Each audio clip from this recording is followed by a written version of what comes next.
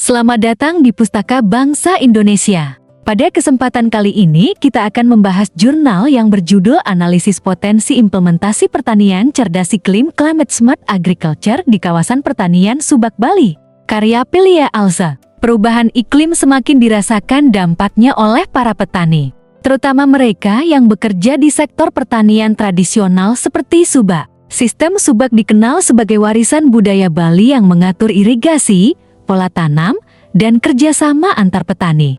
Namun, perubahan pola hujan, meningkatnya suhu udara, dan serangan hama membuat petani harus beradaptasi dengan cara baru.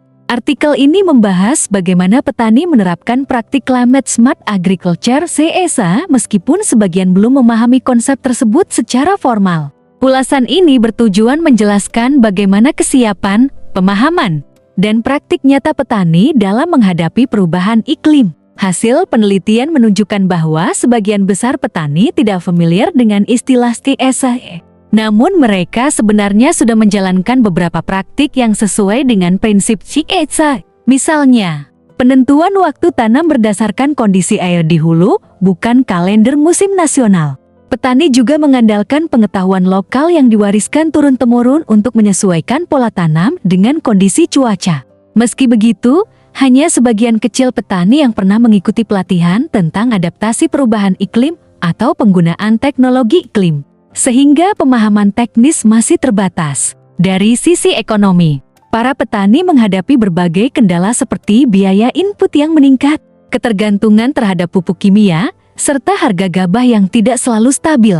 Beberapa petani mencoba diversifikasi dengan menanam sayuran atau tanaman hortikultura untuk menambah pendapatan yang ternyata cukup efektif meningkatkan penghasilan.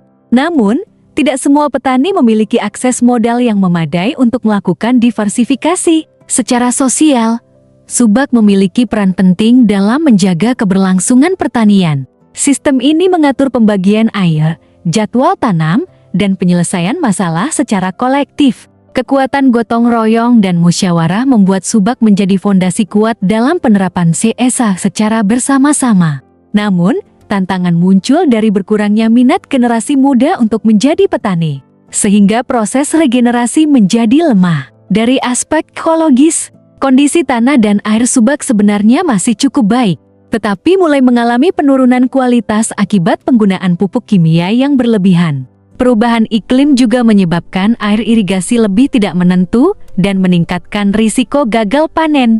Beberapa petani mulai beralih menggunakan pupuk organik untuk memperbaiki kualitas tanah, namun belum dilakukan secara merata. Praktik CSA seperti penghematan air, penggunaan varietas tahan iklim, dan pengelolaan limbah organik dapat menjadi solusi untuk menjaga keberlanjutan lingkungan. Secara keseluruhan, artikel ini menunjukkan bahwa penerapan CSA di subak memiliki potensi besar, terutama karena didukung oleh kuatnya kearifan lokal dan kerjasama antar petani. Segera kirimkan naskah terbaik Anda dan bergabunglah bersama kami di Pustaka Bangsa Indonesia. Jangan lupa share ke teman-temanmu.